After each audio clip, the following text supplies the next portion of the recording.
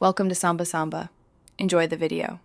You start in the Google Maps app, tap the search box and type the address or place name. Once the marker appears, tap it to open the place card, because that exposes photos and Street View links. Make sure you see a small Street View thumbnail or a photo sphere icon. If present, tap that thumbnail to begin. This first step moves you from map to imagery quickly, so you can enter the immersive view without extra navigation or confusion. Once you tap the thumbnail, you are in Street View.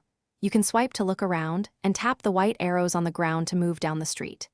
Use pinch gestures to zoom in or out and rotate your device to change your heading. This feels natural and helps you match the map perspective.